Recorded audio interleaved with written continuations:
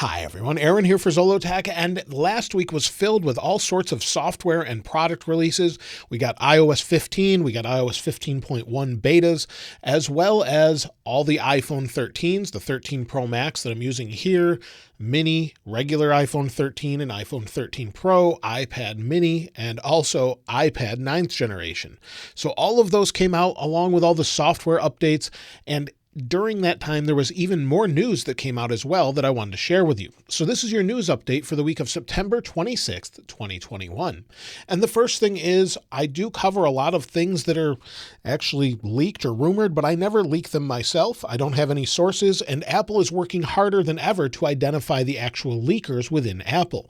Apparently during a hands-on meeting or all hands meeting, Tim Cook said they're trying to figure out who's leaking this information, and I don't really mind them trying to do this because I missed the days when we had a lot of different surprises and one more thing that we weren't expecting. So that's something I look forward to. Maybe we'll see more of that soon where we won't know as much, because during this product launch, especially with the Apple Watch, a lot of the leakers got it very, very wrong. So we'll have to wait and see what this coming year holds, but there are some things we know for certain just based off the supply chain. Now, the next thing is Apple will be adding several new cities to its 3D view in Apple Maps later this year. So when you go into Maps, you'll see here's San Francisco, and as you zoom in, you have these 3D maps with tons of information about landmarks and more, and you can just check them out, the Yerba Buena Center for the Arts, and much more. And you can zoom in and you have 3D versions of them, and they're really nice. If you go into 3D, you'll see all of the different buildings. And this feature is coming to Philadelphia, San Diego, Washington, D.C., also Montreal, Toronto, and Vancouver. So as they add the information to maps, you'll start to see them in those cities within the next year or so. It takes a while to build all this data up, and maybe one day we'll have them in every major city and even smaller cities as well. Now, the EU is working on getting rid of the Lightning port, or any port that doesn't comply to USB-C. So with many of Apple's newer products, we have USB-C, and according to the European Union, they're trying to pass legislation that would mandate all phones and tablets to have a similar connecting device or common charging device. And while I've been wanting USB-C for years, Apple did help develop the overall connector. It's a similar size. It would technically work. Maybe they'll just get rid of the port altogether, but they're trying to mandate this legislation.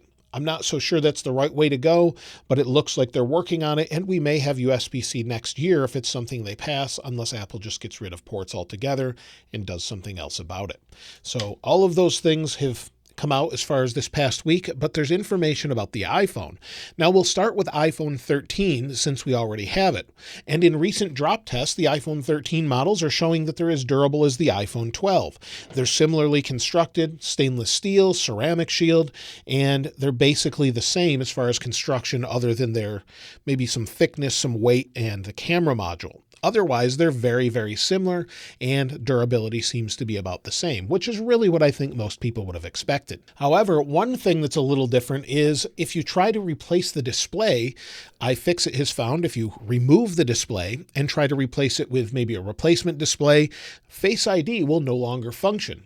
They've incorporated this into the panel a little bit differently. Apple has this year, and if you attach this display back on, it will no longer function unless it's the original display or Apple does it themselves. So this is a little bit unfortunate. If you like to repair things yourself, try to repair the screen, Face ID will not work on any of the 13 series if you do that. So that's just something people have found. Now, this past week, Apple released a bunch of software updates, including updates for older devices. So if you have an iPhone 5S or iPhone 6 and you're still using those devices, Apple released iOS 12.5.5, and it's for all of those older phones that support iOS 12 still, and it offers 3 security patches for a few different things. So if we go to Apple's security website, you can see about the security content of iOS 12.5.5, and we have core graphics updates, WebKit, and XNU. And it supports iPhone 5S, 6, 6 Plus, iPad Air, iPad Mini 2, iPad Mini 3, and iPod Touch 6th generation. So if you have one of those devices you're still using full-time, Apple is patching it. It's great to see that. And just make sure you update to get those security patches. There's nothing more than security within those updates, so I highly recommend it. Now, if you have one of the newer iPhone 13 devices, releases, ProMotion is one of its newer features on the Pro phones. So if you have an iPhone 13 Pro or Pro Max that I have here, when you swipe the screen, it's just super smooth. But not all apps are yet taking advantage of this. And at first, a lot of people said that they couldn't do it. It would require an update, but Apple has recently come back and said they just need to enable the function within the plist file or preferences list file. So developers can enable the 120 Hertz ProMotion in their app. They just need to update their app with that, and more apps will be supported. Some people thought that they weren't allowing others to support it, and now you can. If you're a developer, you just need to enable that, and there's a developer resource for that. Now, also with the iPhone 13, some people are having issues with unlocking your phone if you're wearing a mask or have a face covering and you're using an Apple Watch. Some people are getting communication errors. Now, thankfully, it's working okay for me, but Apple is going to release an update to fix this issue. Whether that be iOS 15.0.1 or iOS 15.1 is hard to say. We'll talk more about that in just a moment, but they need it for that and some other issues as well. But the next iPhone is going to be iPhone 14, and we're already hearing information about this. Now, I'm a little skeptical of it because we had so much wrong information with the leaks of iPhone 13, with the colors and some other things, but there is some things in the supply chain with iPhone 14. Ming-Chi Kuo is now saying that there will be a hole punch display similar to what we have on Samsung phones, so no notch, but rather a hole punch, and a 48 megapixel camera on the back. We've heard this a couple times before, and also there would be phones in the future. Apparently Apple has not abandoned the under the display fingerprint sensor.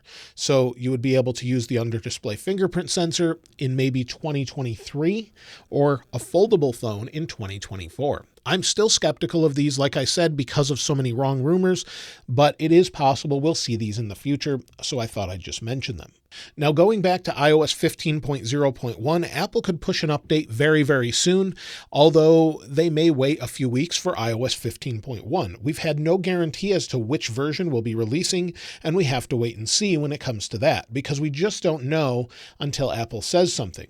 So as far as iOS 15.0.1, we could see that released very quickly to fix that communication error with the watch and some other small bugs with iPhone 13, or they'll just wait until 15.1 to patch it all at once.